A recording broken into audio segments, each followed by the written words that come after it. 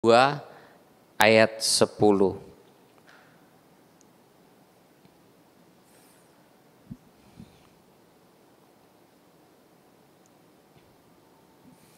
Markus 2 ayat 10 firman Tuhan berbunyi demikian.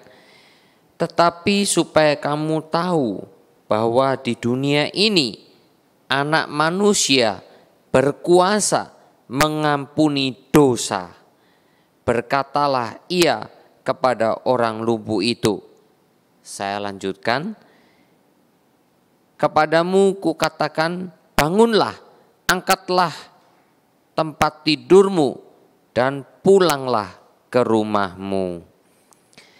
Saudara yang dikasihi Tuhan, ini perkataan yang sangat menantang dari Tuhan Yesus Kristus, ya. Tetapi supaya kamu tahu bahwa di dunia ini Anak Manusia berkuasa mengampuni dosa.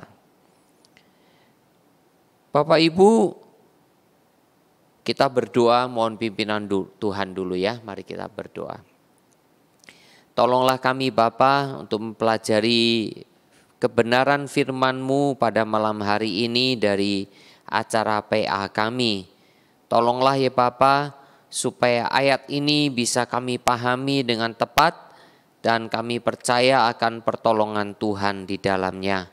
Karena Roh Tuhan akan menerangi pikiran hati kami juga.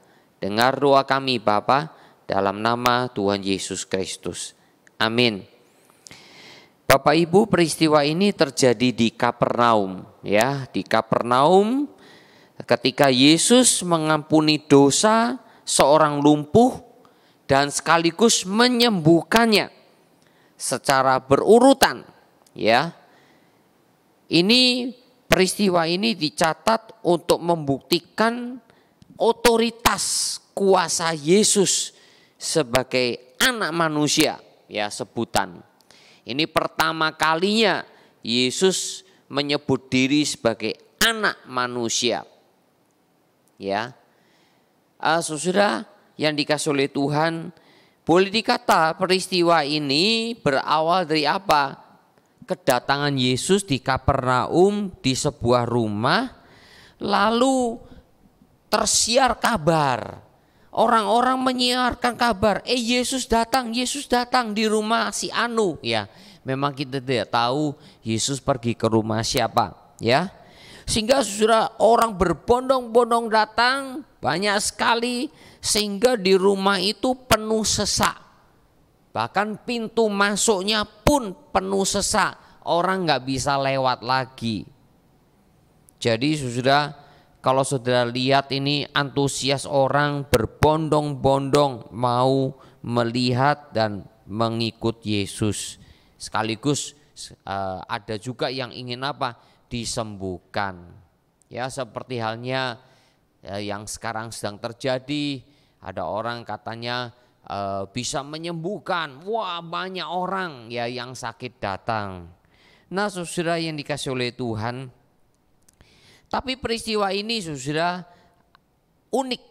Mengapa? Karena ada 4 orang memperjuangkan seorang lumpuh untuk bisa bertemu dengan Yesus, ya.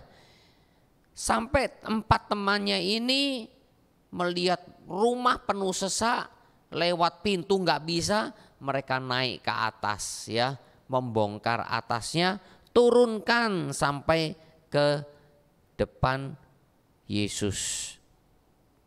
Jadi saudara, inilah kita melihat bersama-sama orang yang setia kawan, ya.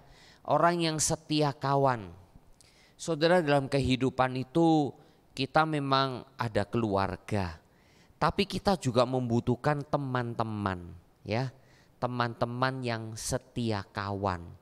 Alangkah indahnya kalau di dalam kehidupan bergereja sebagai saudara seiman kita bisa setia kawan, ya. Nah, saudara, 4 orang itu luar biasa sekali memperjuangkan temannya si lumpuh itu untuk bertemu dengan Yesus. Nah saudara, karena itulah ketika Yesus melihatnya, tergeraklah hatinya. Tergeraklah hati Yesus untuk apa? Untuk menolong si lumpuh itu. Ya. Nah saudara yang dikasih oleh Tuhan, nah kita lihat di sini Tuhan Yesus tidak langsung menyembuhkan, tapi langsung mengatakan, anakku dosamu diampuni. Ya, tidak langsung ngomong berdiri sembuh, tidak, dosamu diampuni. Karena apa? Tuhan melihat kesetiaan dari teman-teman ini. Ya, yang di sini disebut Tuhan melihat iman mereka. Nah saudara, apa itu iman, apa itu setia? Saya melihat kelihatannya pengertian pistis di sini, iman di sini bukan kepada iman secara spesifik, tapi yang Tuhan Yesus lihat adalah kesetiaannya. Nah karena kesetiaan itulah Tuhan melihat perlunya seorang lumpuh ini diampuni dosanya. Jadi Tuhan melihat kebutuhan yang paling penting. Ya. Saudara, kita seringkali menganggap kebutuhan yang paling penting apa? Misalnya kita minta berkat.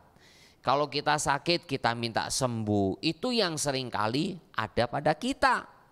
Padahal yang paling penting adalah pengampunan dosa. Yang paling penting adalah keselamatan. Ya. Nah, saudara yang dikasih oleh Tuhan, karena itulah yang dilihat oleh Yesus adalah kesetiaan dari 4 temannya ini, sehingga Tuhan Yesus tergerak untuk memberikan pengampunan. Ya.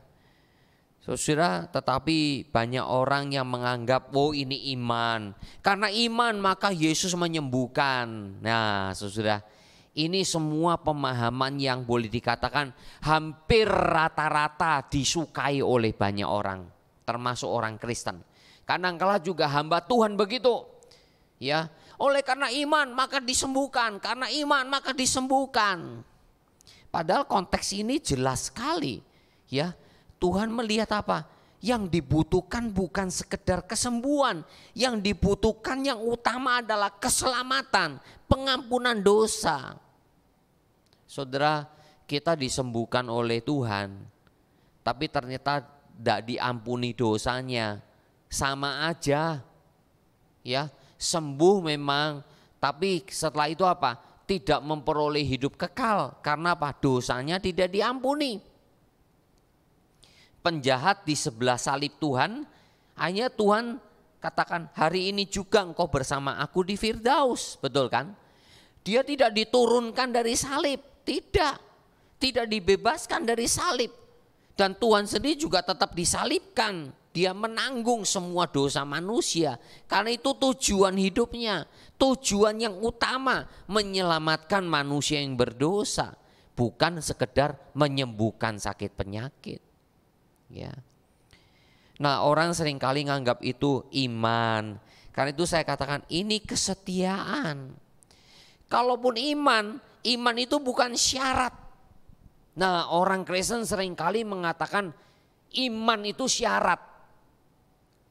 Saudara, itu keliru sekali. Iman itu bukan syarat. Karena kalau syarat itu berarti apalagi saudara menganggap saya beriman seolah-olah saya diselamatkan, berarti saya berbagian dalam keselamatan saya. Karena kalau saya tidak beriman, kan Tuhan tidak bisa menyelamatkan saya. Nah ini pemahaman yang keliru lagi. Iman itu bukan syarat, saudara. Iman itu adalah sarana yang Tuhan berikan, bukan syarat. Syarat itu kamu berbuat baik, itu syarat, ya kan?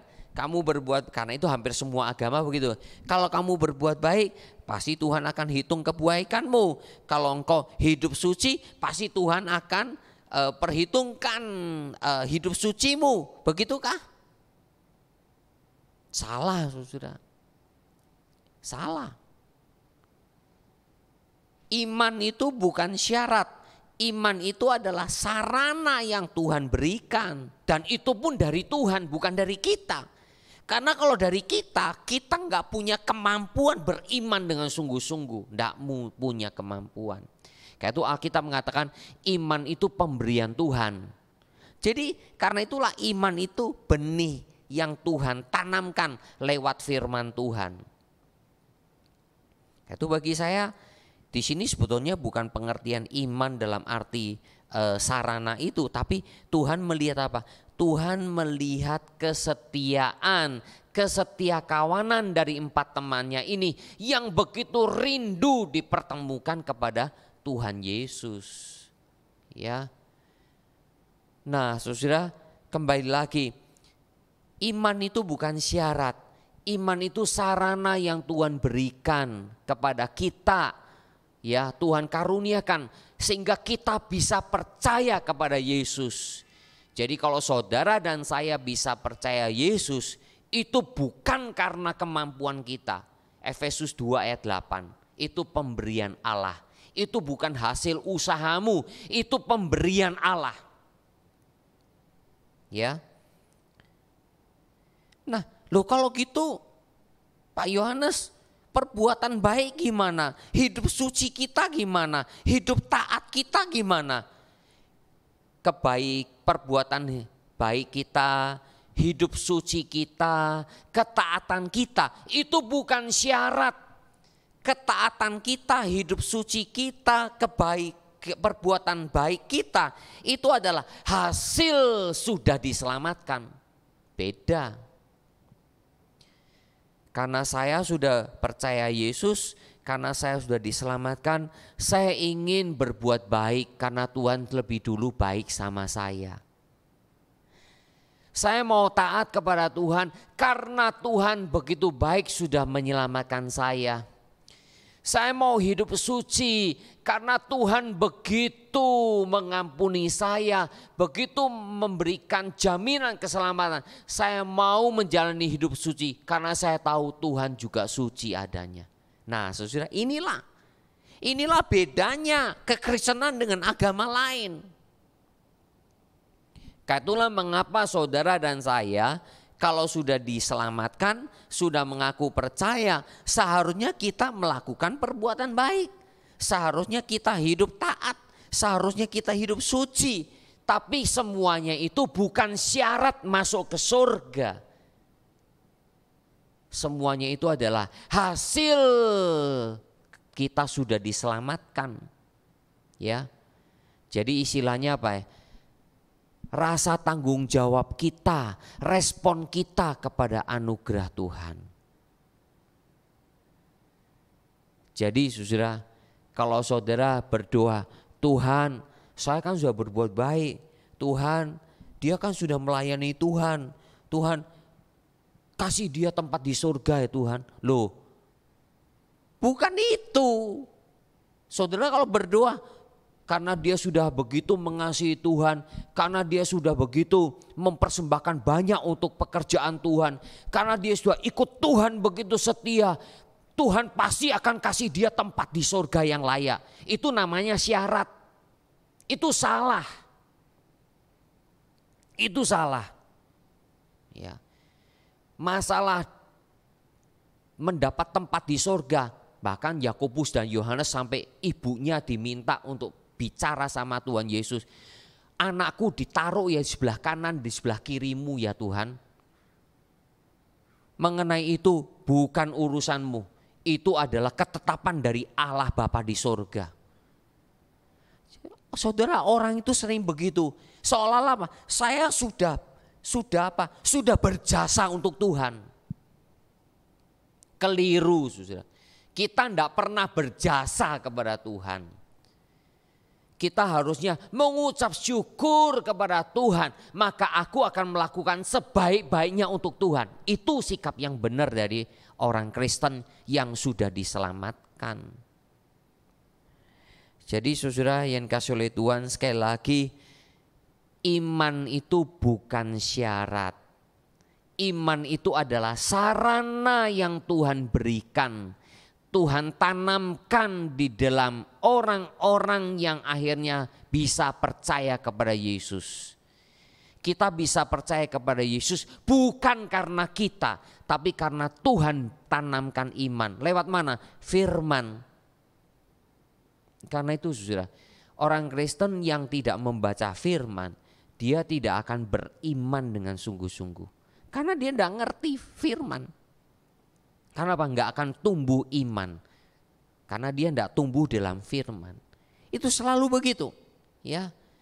Karena itulah kita harus memahami kitab suci dengan baik. Sehingga Paulus ketika berjuang memberitakan Injil, Paulus sampai ngomong apa? Bukan karena aku, tapi karena apa?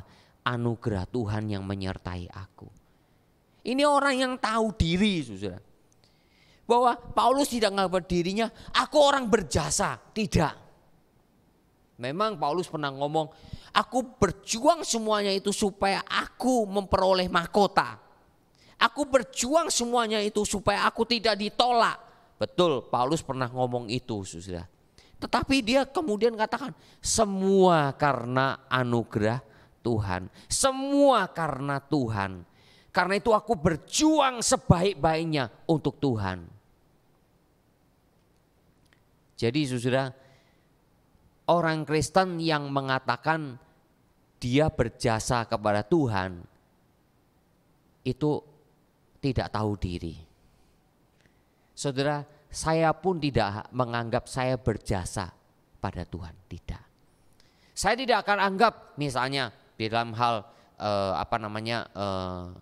izin gereja kita, oh saya berjasa kepada Tuhan. Tidak ada. Itu semua karena Tuhan. Saya pernah ngomong di mimbar saudara, waktu itu di Garden Palace Hotel ya. Kalau Tuhan sudah membuka pintu, tidak ada seorang pun yang bisa menutup.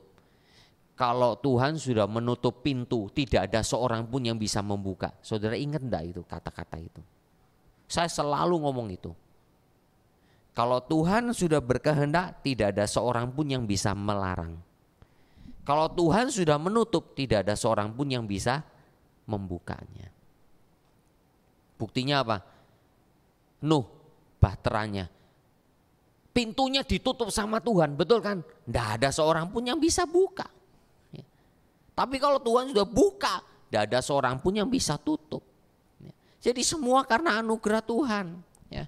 Jadi saudara, karena itulah Tuhan melihat kebutuhan yang utama. Tuhan kasih pengampunan dosa. Hai anakku, dosamu sudah diampuni. Inilah jaminan penuh. Inilah jaminan masuk surga. Karena apa? Diampuni dosanya. Saudara, kalau kita semua tidak diampuni dosanya oleh Tuhan, tidak ada seorang pun yang bisa masuk surga. Karena semua orang sudah berbuat dosa. Dan pengampunan Tuhan itu lewat apa? Lewat karya salib yang kita baru rayakan dalam Jumat Agung dan Paskah. Ya. Nah saudara, ayat ini menjadi inti yang luar biasa. Tapi sekaligus inilah permulaannya dicantumkan di Injil Markus pasal 2. Membuat orang Yahudi, ahli Taurat, mahkamah agama, orang Farisi mulai apa? Mulai hatinya dongkol. Ini siapa orang ini? Ini orang menghujat Allah. Ini siapa ini? Hanya Allah yang bisa mengampuni dosa. Siapa orang ini? Ya kan begitu. Saudara, inilah istilahnya boleh kata Injil Markus ingin mengatakan baru di pasal 2. Seolah-olah Yesus mau cari gara-gara. Ya. Nah nanti akhirnya Yesus disalibkan. Dan peristiwa Yesus sebelum disalibkan ketika dia diadili, Yesus pernah ngomong satu kata. Kau akan melihat anak manusia duduk di sebelah kanan Allah. Wah, ngapain kita perlu saksi lagi? Mereka mengoyakkan pakaian mereka. Ya, dia menghujat Allah. Dia perlu dihukum mati. Saudara, karena itulah ketika Yesus katakan anakku dosamu diampuni. Ini kata-kata yang luar biasa. Tapi bagi orang Yahudi, bagi orang Farisi, bagi ahli Taurat, bagi mahkamah agama, ini syawasangka, mereka mulai mencari-cari cara. Ya. Saudara yang dikasihi oleh Tuhan, ketika Yesus katakan, anakku, dosamu sudah diampuni. Di sini Yesus mengampuni dosa bukan seperti gini loh. Waktu Raja Daud berbuat dosa, yaitu berbuat zina ya dengan Batsyeba. Lalu Nabi Nathan diutus oleh Tuhan untuk menegur Daud. Lalu Daud menyesal, mengakui, ya betul, akulah orang itu. Ampunilah. Terus Nabi Nathan katakan, Tuhan sudah mengampuni dosamu. Nah, Nabi Nathan mengatakannya, Tuhan sudah mengampuni dosamu, kamu tidak akan mati. Tak karena apa? Karena ada omongan dari Tuhan. Tapi Yesus tidak seperti Nabi Nathan. Yesus adalah Tuhan sendiri. Sehingga saudara, Yesus juga bukan seperti representatif. Misalnya di dunia pengadilan ada hakim, ada orang tertuduh. Orang itu akhirnya dikatakan, orang ini tidak bersalah sesuai undang-undang, sesuai dengan kesaksian diri. Hakim itu merepresentasikan undang-undang, ya. Tapi Yesus bukan seperti seorang hakim yang begitu.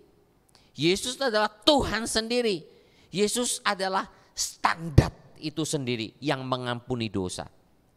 Ya. Seperti yang dikatakan di Injil Yohanes pasal yang ke-5, ya, bahwa aku, Yesus, diberikan otoritas oleh Bapa di surga untuk menghakimi dan mengampuni dosa orang. Ya. Jadi saudara, di sini Yesus bertindak sebagai Tuhan. Jadi istilah anak manusia ini memang satu sisi bisa membingungkan kita. Tapi anak manusia di sini seperti kata-kata Daniel, ya, kitab Daniel. Dia berkuasa, ya, berkuasa. Namun supaya kamu tahu bahwa anak manusia berkuasa mengampuni dosa, mana lebih gampang? Mengampuni dosa atau berkata kepada orang ini, bangun, angkat tempat tidurmu, angkat tilammu, berjalanlah. Ya. Saudara, menurut saudara yang gampangan mana? Mengampuni dosa atau mengatakan bangun, angkat tilammu, berjalanlah kepada orang lumpuh? Di dalam konsep Alkitab jelas mengampuni dosa itu perkara yang tidak gampang. Mengapa? Mengampuni dosa membutuhkan jalan salib, penderitaan. Yesus sampai gemetar di Taman Getsemani, betul kan? Saya sudah khotbahkan itu. Yesus sampai harus menderita siksaan yang begitu dahsyat. Saya sudah khotbahkan hari Jumat Agung. Yesus sampai harus dipaku, disalibkan, digantung. 3 jam lamanya, semua kegelapan, betul kan? Itu penderitaan yang dahsyat sekali. Mengampuni dosa itu membutuhkan apa? Membutuhkan syarat tanda petik. Ya, di hadapan Tuhan pengampunan dosa itu bukan sesuatu yang gampang. Karena apa? Murka Allah harus ditanggung. Bayangkan saudara, kalau Tuhan Yesus tidak mengampuni dosa, tidak disalibkan, saudara dan saya, kita semua ini masuk ke neraka selama-lamanya menanggung murka Allah. Itulah gambaran paling penting. Itu paling dahsyat itu. Ya, neraka itu gambaran murka Allah selama-lamanya, tidak ada lagi batas waktu. Ya.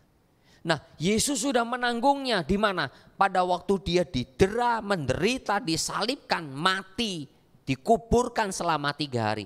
Itulah hukuman yang ditanggung oleh Yesus. Jadi saudara, mengampuni dosa itu perkara yang tidak ringan. Tetapi ada bagi orang-orang tertentu yang tentunya itu adalah orang-orang yang tanda petik penipu, saudara. Oh, Tuhan sudah mengampuni kamu, Tuhan sudah mengampuni kamu. Bagi ya maaf saja, mungkin bagi seorang dukun atau seorang pendeta atau seorang pastor atau seorang tokoh agama, oh kiranya Tuhan mengampuni dosamu. Ngomong itu gampang ya. Dan bagaimana buktinya? Buktinya gimana? Buktinya bahwa kita dosanya diampuni gimana?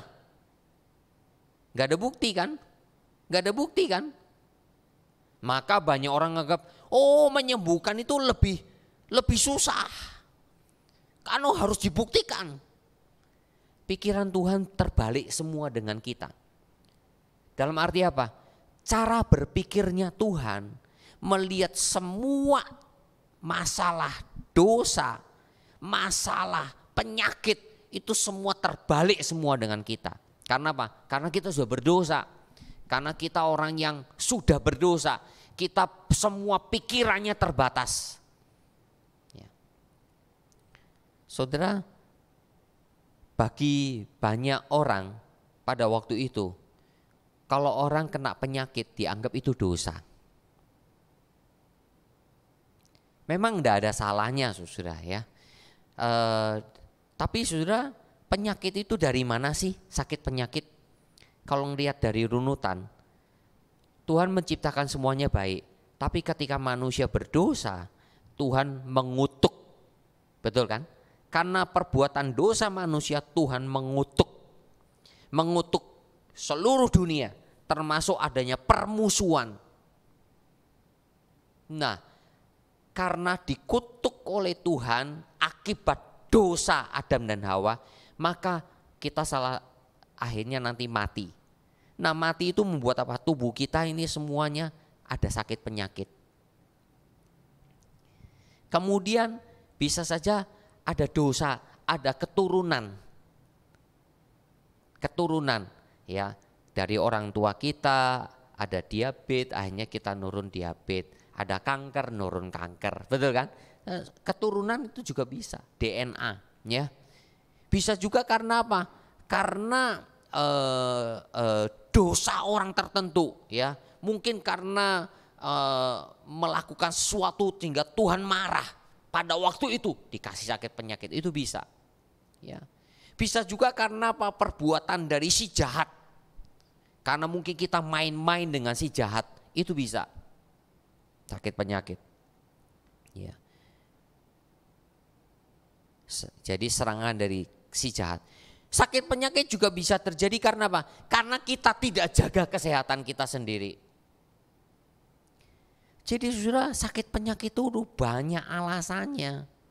Jadi jangan sekedar dikasih kesimpulan satu saja. Tidak, banyak sekali, ya. Nah saudara, walaupun kita juga sudah berusaha menjaga kesehatan, kita kalau sudah makin berumur akhirnya bisa sakit juga enggak? Bisa, betul kan? Ya karena apa? Karena terjadi proses penuaan. Karena memang itu proses penuaan itu apa? Itu salah satu hukuman dari dosa, yaitu apa? Kamu harus mati. Ya itu mau enggak mau, kita semua harus sadar itu, ya. Nah saudara, orang lumpuh ini kemungkinan dianggap apa? Ini orang berdosa, ini pasti dosa. Ya seperti orang buta sejak lahir. Tuhan yang dosa siapa? Ya, orang ini atau orang tuanya atau siapa? Ya kan? Saudara yang kasih oleh Tuhan, orang seringkali begitu. Tapi sakit penyakit itu tuh banyak. Apa maksudnya? Harus ditelusuri dengan baik. Kita jangan sekedar menjudge, menghakimi seseorang dengan gampang. Tidak boleh. Kayak itu saudara, ketika saya datang menjenguk orang sakit, saya tidak berani punya pikiran yang langsung menjudge, ya menghakimi seseorang. Tidak berani saya. Ya.